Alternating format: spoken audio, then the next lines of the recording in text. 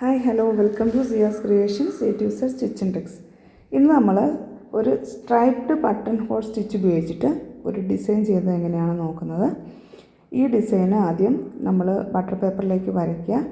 അതിനുശേഷം അടിയിൽ carbon paper വെച്ചിട്ട് തുണിയിലേക്ക് വരച്ചെടുക്കുക. ഇതുപോലെ കോപ്പി ചെയ്തെടുത്തതിന് ശേഷം നമ്മൾ വർക്ക് ചെയ്യുന്നു. ഈ ഡിസൈന് ഞാൻ വർക്ക് ചെയ്തതിൻ്റെ ഫുൾ വീഡിയോ എൻ്റെ നഷ്ടപ്പെട്ടു പോയി. അതുകൊണ്ട് സ്ട്രൈപ്ഡ് ബട്ടൺ ഹോൾ സ്റ്റിച്ച് എങ്ങനെയാണ് ചെയ്തതെന്നുള്ള മറ്റൊരു വീഡിയോ ഇതിൽ ഉൾപ്പെടുത്തിയിട്ടുണ്ട്. ഇതുപോലെ ഡിസൈൻ ഫുള്ളും വരച്ചെടുക്കുക.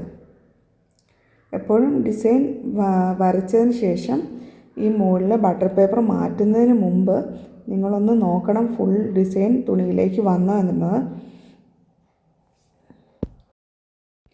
ഈ ഫ്ലവറിൻ്റെ ഇതളുകൾ സ്ട്രൈപ്ഡ് ബട്ടൺ ഹോൾ സ്റ്റിച്ച് വെച്ചിട്ട് നമ്മൾ ഫില്ല് ചെയ്തു. ഇനി ലീഫ് സ്റ്റിച്ച് വെച്ചിട്ടാണ് ലീഫുകൾ ഫില്ല് ചെയ്തിരിക്കുന്നത്. ഇനി അത് ഔട്ട്ലൈനും കൂടെ കൊടുത്തു കഴിയുമ്പോൾ നല്ല ഭംഗിയുണ്ടാവും. ഇനി വേറൊരു ഡിസൈൻ നമ്മൾ സെലക്ട് ചെയ്തു. ഈ ഡിസൈൻ നമ്മൾ പിൻട്രസ്റ്റിൽ നിന്നാണ് സെലക്ട് ചെയ്തിരിക്കുന്നത്. ഇനി അത് നമ്മളെപ്പോഴും ചെയ്യുന്ന പോലെ തന്നെ കാർബൺ പേപ്പർ അടി വെച്ചിട്ട് ബട്ടർ പേപ്പറിലേക്ക് വരച്ചതിന് ശേഷം നമ്മൾ തുണിയിലേക്ക് വരച്ചു കൊടുക്കും. ഇങ്ങനെ വരച്ചു കൊടുത്തത് ഫുള്ളായിട്ട് നമ്മളിത് പിന്ന് ചെയ്ത് മാറ്റുന്നതിന് മുമ്പ് തന്നെ ഒരു സൈഡിലെ പിന്നഴിച്ചിട്ട് പതുക്കെ ഒന്ന് നോക്കുക. എല്ലായിടത്തും നമ്മൾ വരച്ചത് വൈറ്റ് കാർബൺ വെച്ചിട്ടോ അല്ലെങ്കിൽ യെല്ലോ കാർബൺ വെച്ചിട്ടോ വരച്ചത് അടിയിലേക്ക് തുണിയിലേക്ക് വന്നിട്ടുണ്ടോ, ഈ ഡിസൈനെല്ലാം തുണിയിൽ മാർക്ക് ചെയ്തിട്ടുണ്ടോ നോക്കുക. ഇല്ലെങ്കിൽ ഒരു സൈഡിൽ പിന്നഴിക്കരുത്, ഒരു സൈഡിൽ മാത്രം പിന്നഴിച്ചിട്ട് വേണം നോക്കാൻ. പതുക്കെ അതുപോലെ തന്നെ താത്തി വെച്ചിട്ട് നമ്മൾ വരാത്ത ഭാഗത്ത് വരച്ചു കൊടുക്കണം. അതിനുശേഷം മാത്രമേ 4 സൈഡിലെയും പിന്നുകൾ പൂർണ്ണമായിട്ടും മാറ്റി ഈ മുകളിലെ ബട്ടർ പേപ്പറും കാർബണും മാറ്റാവൂ. അല്ലെങ്കിൽ നമ്മൾ അത് മാറ്റി നോക്കിയിട്ട് വീണ്ടും വെച്ച് മുകളിലൂടെ വരച്ച് കഴിഞ്ഞാൽ ആ ഡിസൈൻ്റെ ഷേപ്പ് മാറിപ്പോവും. പിന്നെ നമ്മൾ വർക്ക് ചെയ്താൽ എത്ര നോക്കിയാലും ഡിസൈൻ ശരിയായിട്ട് വരത്തില്ല. ഇതുപോലെ തന്നെ നമ്മൾ ബട്ടർ പേപ്പറിലേക്ക് കോപ്പി ചെയ്ത് വരയ്ക്കുന്നതിനേക്കാൾ ഇത്തിരി കൂടി എളുപ്പം നിങ്ങൾ ഫോണിൽ നിന്നും നിങ്ങൾ പ്രിൻ്റ് ഔട്ട് എടുത്തിട്ട് ഒരു ഫോട്ടോസ്റ്റാറ്റ് കടയിൽ ചെന്നിട്ട് നിങ്ങളൊരു ഡിസൈൻ A4 പേപ്പറിൽ പ്രിൻ്റ് ചെയ്യുക. പ്രിൻ്റ് എടുത്തിട്ട് അടിയിൽ കാർബൺ പേപ്പർ വെച്ച് കൊടുത്തിട്ടും നമുക്ക് തുണിയിലേക്ക് ഡിസൈൻ മാർക്ക് ചെയ്യാവുന്നതാണ്. അതാണ് ഇത്തിരി കൂടി എളുപ്പം. പിന്നെ നമുക്ക് ഡിസൈൻ സെലക്ട് ചെയ്യാനായിട്ട് പോയി കോപ്പി എടുക്കാനൊക്കെ ബുദ്ധിമുട്ടുള്ളവർക്ക് ഫോണിൽ നിന്ന് നേരെ നമുക്ക് പേപ്പർ കോപ്പി എന്നുള്ള ആപ്പ് ഉപയോഗിച്ചിട്ട് നമുക്ക് കോപ്പി ചെയ്തെടുക്കാവുന്നതാണ്.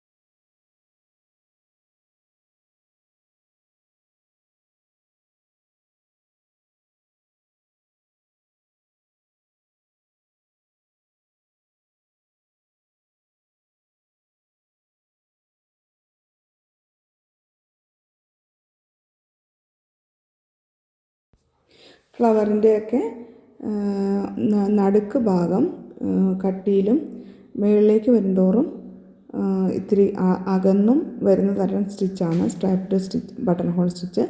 ഇത് നമ്മൾ ഫ്ലവർ ലീഫും അങ്ങനെയെല്ലാം ഫില്ല് ചെയ്യാനായിട്ടാണ് ഉപയോഗിക്കുന്നത്.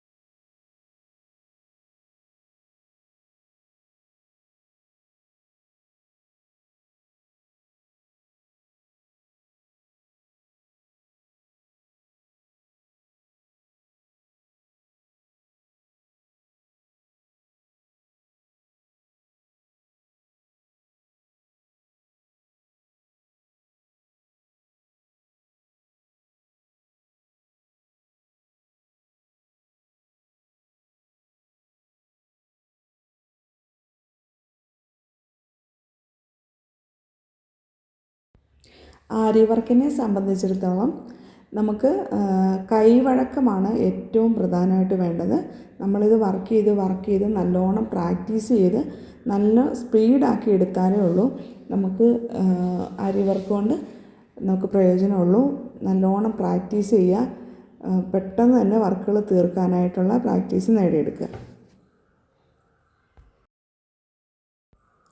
ബേസിക് സ്റ്റിച്ചുകളെല്ലാം ആരി വർക്ക് ത്രെഡും നീഡിലും ഹാൻഡിൽ ചെയ്യാനായിട്ട് നമ്മളെ പ്രാക്ടീസ് ചെയ്യാൻ വേണ്ടിയിട്ടാണ് ബേസിക് സ്റ്റിച്ചുകളെല്ലാം നമ്മൾ പഠിക്കുന്നത്.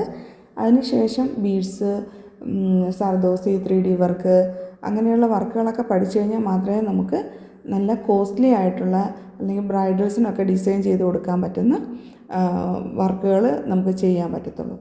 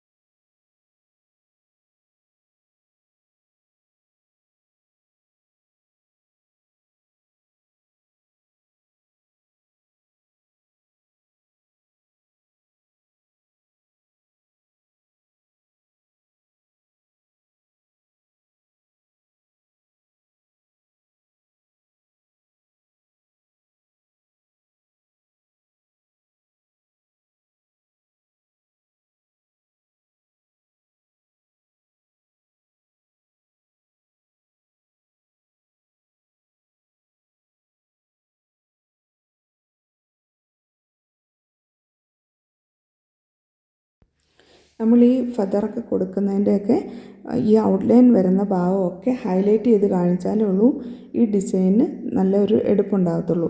അതിനായിട്ട് ജെറി ത്രെഡ് ഉപയോഗിച്ചിട്ട് നമുക്ക് ചെയിൻ സ്റ്റിച്ചൊക്കെ ചെയ്ത് കൊടുത്ത് നമുക്കത് ബ്രൈറ്റാക്കി എടുക്കാവുന്നതാണ്.